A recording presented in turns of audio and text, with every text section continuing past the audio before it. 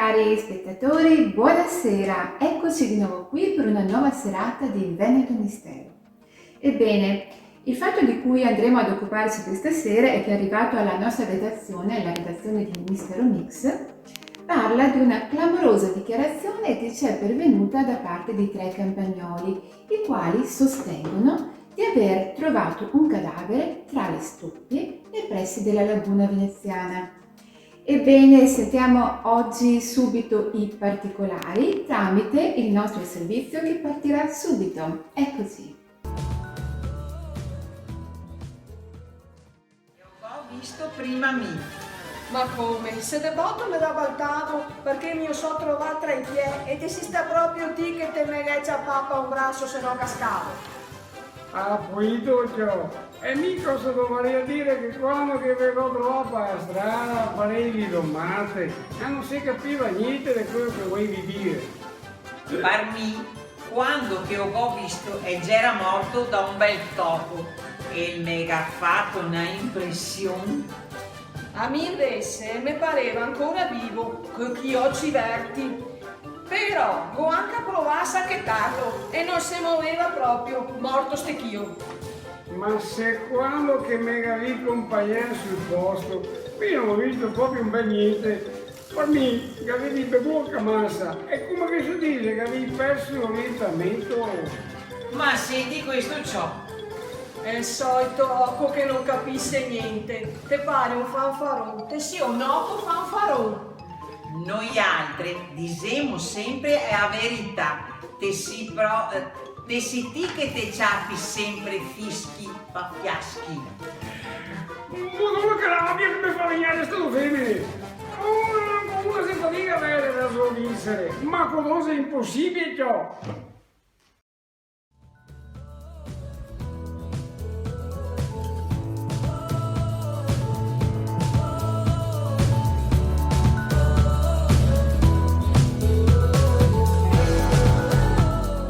Bene, come avete potuto constatare anche voi, cari telespettatori, a questo punto la faccenda si fa davvero assai intricata e complicata. Però noi abbiamo dei servizi che possono aiutarvi ad avere le idee molto più chiare, nel senso che a seguire avremo varie interviste con dei personaggi molto famosi che ci forniranno la loro versione dei fatti. Andiamo dunque ora col primo servizio nel quale intervisteremo niente poco di meno che Galileo Galilei e la sua amatissima consorte, la signora Bella. Andiamo a sentire il servizio. Prego. Leo! Leo! No, cara, eccomi. Sei arrivato finalmente! Mai una volta che arrivi presto per la cena, Mi hai preparato il mio solito? Che rabbia quest'uomo! Mai una volta che si possa fare qualcosa di pranzo sfizioso, carino, fantasioso. L'unica cosa che sono riuscita a fare è stato quella specie di minestrone che lui chiama Big Bang. Non ci siamo. Te l'avevo già detto. Il sole è la frittata che sta qui al centro del piatto. Tutto intorno girano gli altri pianeti. Da Giove, che è il più grande, dammi una bella mela, che la mettiamo proprio qui. Al più piccolo, che è Plutone, per questo basta una noce. E la mettiamo qui. Per tutto il resto, stasera possiamo scegliere. Per caso non è che vuoi un anello di cipolla per fare Saturno e che ne so, un paio di mutande per fare Venere? La cipolla, le mutande. Moglie cara, non ti capisco. Fatica, cari miei, avere uno scienziato per marito, sempre con la testa fra le nuvole, nel vero senso della parola. E tu, Leo, quando è che veramente sarai tra di noi nel vero senso della parola? Non sempre con la testa tra i pianeti. Guarda, sai che fra poco ti faccio vedere io il sistema solare e la Ma signora Lella, maestro Galileo, voi non avete saputo niente? Non avete sentito niente? C'è stato un omicidio, nei dintorni? Avete qualche notizia da darci? Avete qualche opinione? Qualche sospetto? Ma cosa vuole che interessi a questo qua? Cosa vuole? Guarda sempre le stelle, mai un cinema, un teatro. Guardi, a lui non interessa quello che succede nel vicinato. Per lui è uno spazio troppo ristretto. Accidenti, ma non ci posso credere, signora Lella, ma è sempre stato così impegnato questo suo marito, signora? Guardi, è un vero staccanovista. Lei deve pensare, lui sta sempre col suo cannocchiale. Io posso mettere anche il vestito più sexy che c'è, a lui non interessa proprio. Guardi, lui guarda tutte le sere le stelle, guarda e scrive, guarda e scrive, scrive e guarda. Mai una volta che Sei nuvoloso, signora Lella, ha qualche chance? No, dorme perché si annoia. Ma scusi, maestro? Scusi un attimo, ma mi sembra che stia facendo fare una vita un po' misera alla sua signora. Stia attento perché sa com'è, può succedere qualcosa di sgradito, Infatti. Ma cosa mai potrebbe succedere? La mia signora è come il sole per me. Io orbito sempre intorno a lei.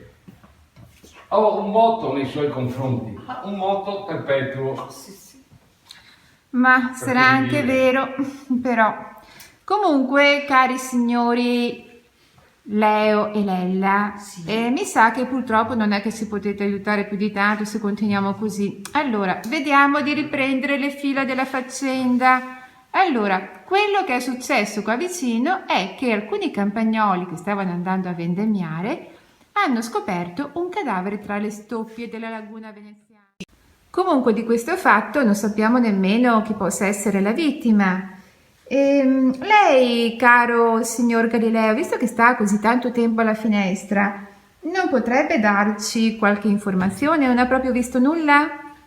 Come lei sa, io guardo in su, non guardo in giù. Avessi uno joystick per le mani di un drone, potrei anche vedere cosa fanno le persone giù. Ma purtroppo non è ancora stato inventato e penso che ci vorrà un bel po' di tempo prima. È vero anche questo, caro signor Galileo. E lei, signora Lella, può dirci qualcosa? Guardi, prima di sposarmi andavo in giro con una mia amica, una mia comare, ma dopo io ho conosciuto questo qui e mi sono sposata e non l'ho più vista. Ma ho sentito dire che ha sposato un nobile, ricco. Ma guardi, io non ci credo, penso che sia solamente per i polli, come così. Cari telespettatori, purtroppo, come anche voi avete potuto ben capire, da questa intervista tra Messer Galileo e la signora Lella non è che ne abbiamo ricavato più di tanto.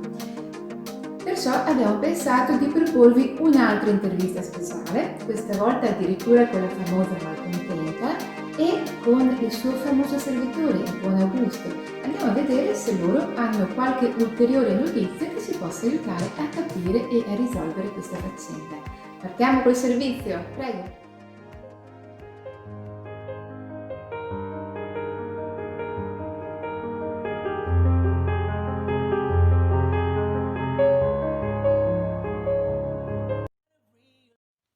Oh, ecco a voi la bellissima Elisabetta Dolfin.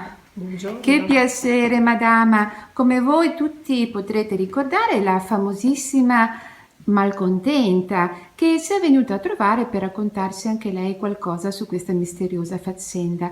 Ma vedo che lei è in compagnia di un signore che mi sembra di ricordare chi possa essere, ma mi può aiutare? Può far bacco. Ma è il buon Augusto, non se lo ricorda? Ah, è vero, adesso lo ricordo, come potrei non ricordarlo, il famoso servitore personale, quello che le voleva bene come un padre, quello che che doveva preparare le frittelle e i galani per il carnevale. Ah, è vero, è vero, lo ricordo e come. A proposito, com'è andata? Male.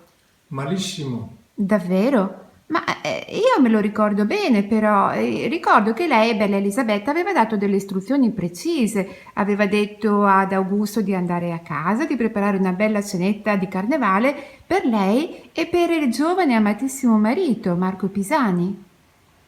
Già, solo che questo rimbecillì, questo caro cameriere, all'ultimo non si è ricordato più nulla di quello che gli avevo detto di fare. E allora ha preso del sushi all'ultimo, vicino al takeaway, vicino a casa. E allora? Oddio, e cosa è successo allora? Ci dica. Allora è successo che niente, cosa poteva succedere di peggio? Solo che Marco, per farmi contenta, ha mangiato tutto e non mi aveva detto che era allergico al pesce crudo e così... Cosa è successo, Madame Elisabetta? Cosa poteva succedere? Dopo che Marco ha mangiato tutto, se n'è volato in cielo, lasciandomi sola, vedova e sconsolata. Consolata? Sconsolata? Taci tu, che se ti fossi ricordato di fare quello che ti avevo detto, tutto questo non sarebbe successo. È sconsolata. Consolata? Guardi però, Madame Elisabetta, mi pare di vedere suo marito che passi ogni tanto a trovarla. Come fantasma, si intende. Ma come? E non mi hai mai detto nulla? Erano pensieri sparsi, magari mi sbagliavo, ma ecco che passa anche lì in fondo. Oh celeste visione, sei tu il mio Marco che è venuto a trovarmi. Oh celeste visione, sei tu il mio Marco che è venuto a trovarmi. No, Madame Elisabetta, devo essere vampiro di Baviera, rimasto intrappolato qui dall'ultima festa di Halloween. Tu potevi aiutare me a uscire di qui. Un vampiro! Oh no. Un vampiro! Allora, secondo voi, di chi sarebbe questo fantomatico cadavere che è stato ritrovato dai nostri campagnoli? Il Foscaris. Ma ne è sicuro, signor Augusto? Perché mi dicono che la sua memoria non è così ferma. Sì, lo confermo. Dunque, cari telespettatori, adesso almeno qualche indicazione in più ce l'abbiamo. Il buon Augusto ci ha parlato di qualcuno che potrebbe essere la vittima, che ha un cognome o nome che sia, che comincia per F e finisce per. Però qui ci fermiamo. E non è ancora sufficiente. Andiamo pertanto a fare un'ulteriore intervista.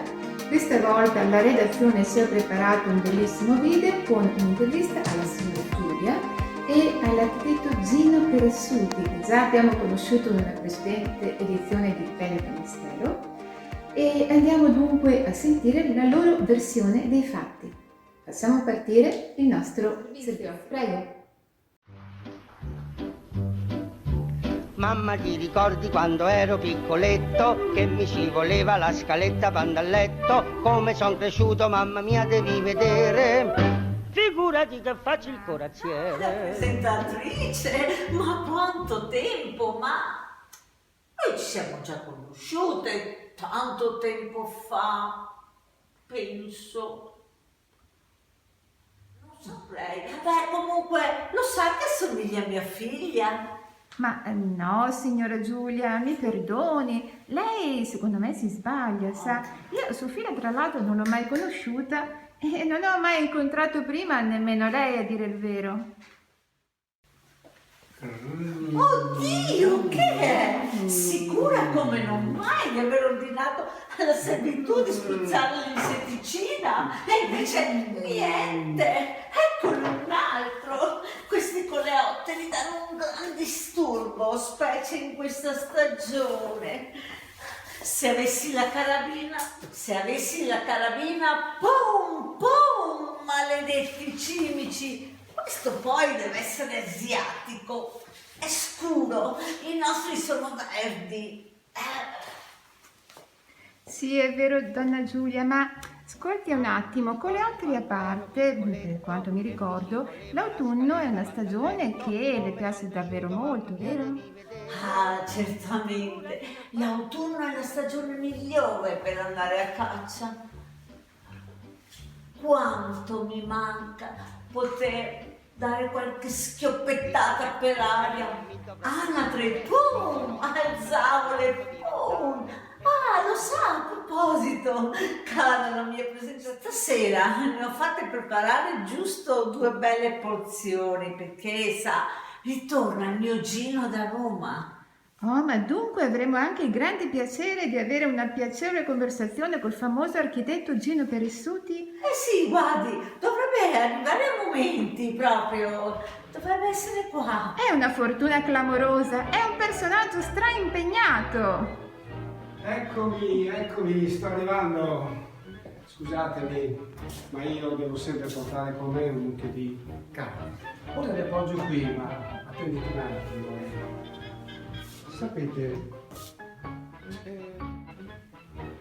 Sapete, quando ho in mente un'idea, la devo fissare sulla carta. I progetti sono frutto dell'ispirazione e l'ispirazione va e viene. È in un attimo, ma quando arriva bisogna catturarla, bisogna captarla. Gino, ma quante volte te l'ho detto di non portarti il lavoro a casa? Ma guardati come sei dimagrito, quasi non ti riconosco più, guarda. L'ultima volta che ci siamo visti eri così bello in canne, paffuto. Ti sei mangiato 2 polli interi. Quello del catering e quello che ti avevo preparato io con tanto amore. Devo accontentare il duce. Lui ha sempre fretta. Il lavoro sempre più impegnativo e molto lungo da eseguire. E tu sai benissimo che io quando ho da fare impegno anima e corpo. Ma piuttosto vedo che abbiamo un ospite stasera. Chi è? Ah, è una persona che dice che viene dal futuro. Dal futuro? Ma chi sarà? Sta raccogliendo delle informazioni, ma sinceramente dubito fortemente che noi possiamo aiutarla. Sì, guardate, la richiesta riguarda dei chiarimenti su un omicidio che è stato compiuto qui vicino. È stato trovato un cadavere tra le stoppie. Un cadavere? Sì. Tra le stoppie? Sì. Se è quello di una bella lepre, sicuramente sono stata io. Adoro la selvaggina. Ma no, signora Giulia, era il cadavere di un uomo. L'unica cosa che sappiamo è che aveva un nome che cominciava per F e finiva per I. Cominciava per F? Finiva per I? Sì. Interessante, potrei provare a indovinare. Fringuelli? Ma no. Fenicotteri? Ma proprio no. Madonna Giulia. Falchi? No. Ecco. Fischioni? No, non ci siamo proprio, donna Giulia. Per caso lei ci può aiutare, caro architetto? Guardi, carissima, basta con questi uccelli, fregi, frontoni, festoni. Basta, non è questo. Ah, mamma mia, scusateci, cara donna Giulia e caro ingegnere, architetto, quello che è. Mi sa che anche con voi non riesco a risolvere il mio problema. Comunque, grazie. Alla prossima.